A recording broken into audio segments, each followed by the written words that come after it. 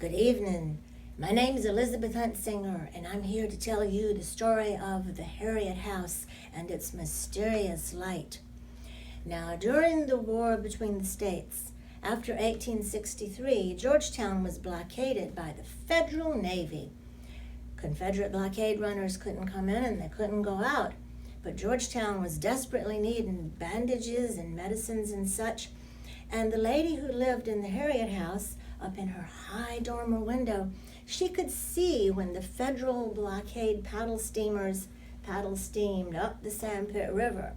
When she saw them go upriver, she would know that the Confederate blockade runners would have time enough to, sitting out in the bay, paddle steam into Georgetown, drop their medicines and goods and such, and then paddle steam back out into the bay without ever being detected.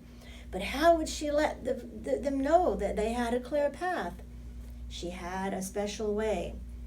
She would take a lantern and she would put it up in that high dormer window, and out in the bay, sitting out in the dark, the Confederate blockade runner captains, they would know this was their signal to paddle steam into Georgetown and drop their goods and get back out in the bay before the Federal blockade ever came back downriver.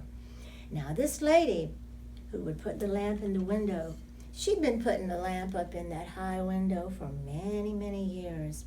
She was an older lady during the Civil War, but back in her youth, back in the early 1800s, she had been a young girl who walked her dogs along the docks in front of the house every day, enjoying the fine weather.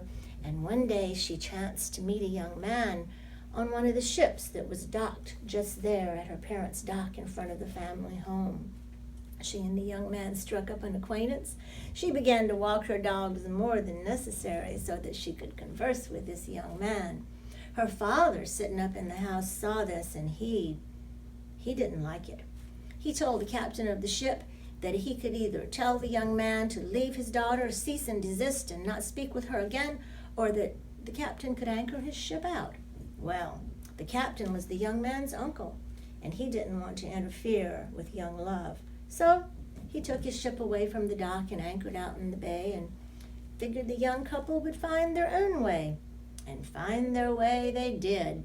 The young lady told the young man that when she was going to come out into the garden late at night after her parents were asleep, she would take her candle lantern, the kind that was used back in those days, and she would put it up in that high window, and this would be his signal to row to the dock and come into the garden and meet with her in the garden maze for happy hours before dawn.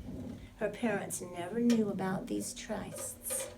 They met this way, the young couple did, for many years, for actually about 2 decades, even after parental consent was no longer affecting this. But eventually the young man stopped coming to Georgetown. The young lady never married. And by the time the Civil War came along, she'd been putting that lamp up in the high dormer window for many years. Of course, when the Civil War came along, lanterns had changed. A new kind of lantern had been invented called the tube lantern. Instead of a candle, it had kerosene in the bottom, and the vapors went up the tubes, and this kept the lantern lighted. This was the kind of lantern she was using to signal the Confederate blockade runners. Well, the war ended, and times were tough in Georgetown. Old pictures of this house show it's silver for lack of white paint. All the boards were devoid of very much paint, and some of them were even hanging loose. The lady continued to live in her house. She loved dogs. This was a lifelong love, and by now, living alone in the house, she was free to have as many dogs as she liked. Any stray dog in the neighborhood found a home there with her. And she had about a dozen when she came toward the end of her life. She was continuing now to put a lamp up in the high dormer window. She'd been putting one up there most of her life for one reason or another, and saw no reason to stop now. The dogs would come out every morning, frolicking about, and one morning they didn't come out. By noontime, there was a howling coming from the house. More than a dozen dogs were howling and howling. The neighbors, the ones that had the key, They unlocked the door and went into the house and found the lady perished on the floor. She was dead, holding the dog's water ladle in her hand. Very eerily they were sitting, the dogs were, in a circle around her, howling piteously. If you can imagine the howls of over a dozen dogs mourning their dead lady. Well, after this, homes were found for the dogs. The house was boarded up. The furniture was sold. In those years of depredation following the war, no one could afford to buy this fine house and restore it. And it was empty. It was locked up. But sometimes the neighbors, the ones who had the key, they would see late in the night a lamp burning up in that high window, and they would take the key and go inside, because no one wants to risk hobos living in your home, in your neighborhood.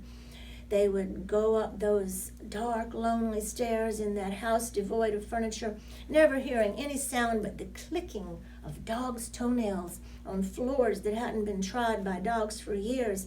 And finally, up in that high dormer area, there would be no light. There would be no hook to hang a light from. There would be no table to set a lamp on. There would be nothing in this room. They would come back down the stairs, hearing the clicking of dogs' toenails the entire time, lock the front door, come outside the house, cross the street, and the light would be burning again. To this very day, mariners in boats out in the bay still see a light burning up in this high dormer window. For the lady of the Heriot House is still, just as in the days of her youth, lighting